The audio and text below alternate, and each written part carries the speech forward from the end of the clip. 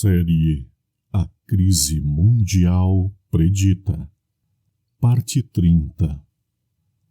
Conforme visto até então, no capítulo 6, temos uma abordagem bem ampla sobre a santidade do sábado. É importante que os amigos entendam que, nos dias em que vivemos, já desponta uma grande batalha quanto à imposição legal de obrigatoriedade de observação do dia de domingo como Dia Mundial de Repouso, o que vai em contradição aberta e direta contra a lei de Deus, que traz no quarto mandamento o estabelecimento feito por Deus quanto à observância do dia de sábado, o sétimo dia da semana, como dia de repouso e adoração. Ponto 4.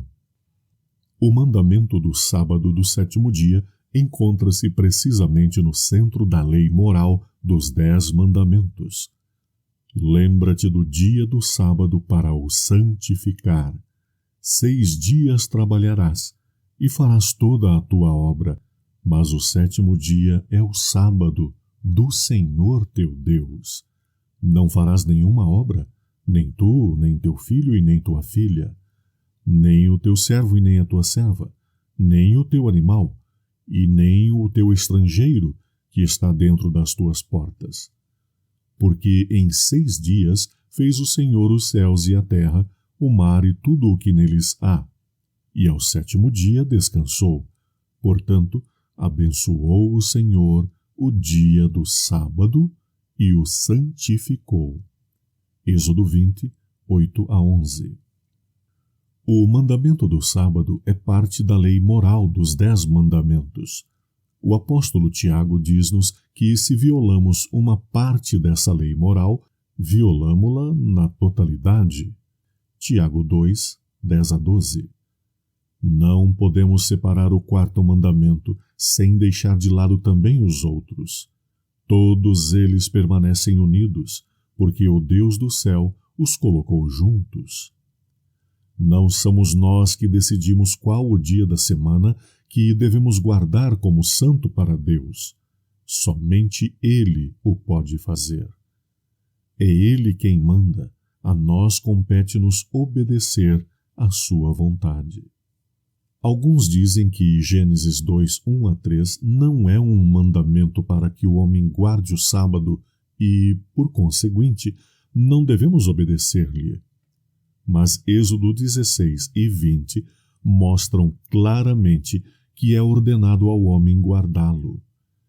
E quem se atreve a dizer que os 10 mandamentos eram somente para o povo judeu? É permitido ao resto do mundo mentir, roubar, enganar e cometer adultério? São os hebreus os únicos que devem observar esses 10 princípios morais? A razão para o mandamento é a criação deste mundo, porque em 6 dias fez o Senhor os céus e a terra. Isto não é algo local, simplesmente para uma raça semítica, mas é um mandamento para todo o mundo, para aqueles que se inclinam e adoram o seu Criador com humilde gratidão pelo seu plano em salvá-los através da vida e morte de Jesus Cristo. O sábado foi dado no momento da criação deste mundo, e foi dado para todo homem e mulher e criança que vive neste planeta. Deus escreveu esses 10 mandamentos com o seu próprio dedo, conforme Êxodo 31:18 e Deuteronômio 9:10. Ele escreveu-os sobre a coisa mais perdurável deste mundo, a rocha, Êxodo 31:18. E Ele deseja escrevê-los também em nosso coração. Esta é a aliança que farei com eles depois daqueles dias, diz o Senhor. Porei as minhas leis em seu coração e as escreverei em seus entendimentos. Hebreus 10:16, Hebreus 8:10, Jeremias 31:33. E, se o permitirmos, mediante o novo concerto, Ele escreverá a sua lei santa no nosso coração. Termos os 10 mandamentos escritos no coração significa duas coisas. Primeira, o desejo de obedecer-lhes.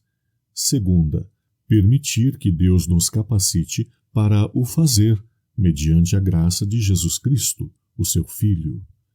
A obediência à lei de Deus torna-se numa parte integral da nossa vida. Ponto 5. O sábado semanal do 7º dia é parte da lei moral, contida nos 10 mandamentos. Estes permanecerão para sempre. Os sábados anuais eram parte das leis cerimoniais, que prefiguravam ou eram uma sombra do ministério e da morte de Cristo. Essas leis que eram uma sombra, tais como a Páscoa e o molho movido, as quais eram uma parte da lei cerimonial ou de sacrifícios, não permaneceriam depois da morte de Cristo.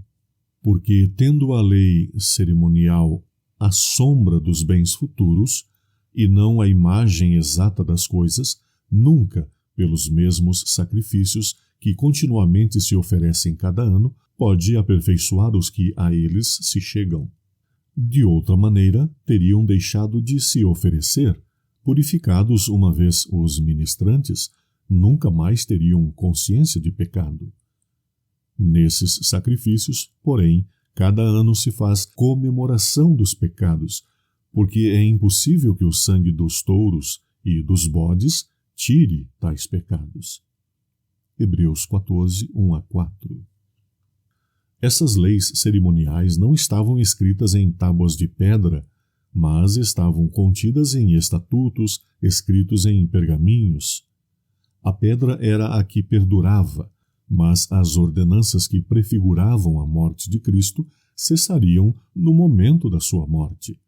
É por essa razão que não observamos atualmente os sábados anuais da Páscoa e do molho movido, por exemplo. Havendo riscado a cédula que era contra nós nas suas ordenanças, a qual de alguma maneira nos era contrária, e a tirou do meio de nós, cravando-a na cruz. Portanto, ninguém vos julgue pelo comer ou pelo beber, ou por causa dos dias de festa, ou da lua nova, ou dos sábados, que são sombras das coisas futuras, mas o corpo é de Cristo. Colossenses 2:14 e versos 16-17. Existe apenas um sábado semanal. Este chega a nós desde a criação do mundo e será guardado na nova terra. Isaías 66, 22 e 23.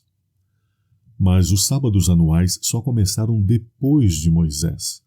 Estes prefiguravam e explicavam a morte vindoura de Cristo até que esta ocorresse. E, na sua morte, foram estes sábados anuais de festividades cravados na cruz. Se as ordenanças que continham os sábados anuais não tivessem sido anuladas no Calvário, teríamos agora que sacrificar animais em várias ocasiões durante o ano. Mas agora não temos que sacrificar cordeiros, porque Cristo, o nosso Cordeiro Pascual, foi sacrificado por nós. Eis o Cordeiro de Deus, que tira o pecado do mundo. João 1:29. Porque Cristo, a nossa Páscoa, foi sacrificado por nós. 1 Coríntios 5:7. Entendamos então que o grande ponto de controvérsia nos últimos dias deste mundo será exatamente a observação do sábado divinamente estabelecido ou a observação do primeiro dia da semana, humanamente estabelecido. A maior crise mundial já registrada está bem diante de nós. Em nossos dias acontecerão os movimentos mundiais em prol da observância do primeiro dia da semana, o domingo, sendo esta observância do primeiro dia da semana uma questão legal imposta pelas autoridades. Assim, ficarão divididos os seres humanos em dois grandes grupos: os que optam por seguir a Deus obedecendo aos seus santos e eternos mandamentos, nos quais está inserido o quarto mandamento, que traz a designação do sétimo dia como um dia santo, e os que optam por obedecer aos mandamentos e às tradições criadas e impostas por seres humanos. Esta é a crise da divergência entre o bem e o mal. De um lado, os que honram a Deus e perseveram em fazer a sua vontade. Leia Apocalipse 14:12 para identificar quem são essas pessoas. E do outro lado, aqueles que escolhem obedecer ao homem. Mais perto quero estar,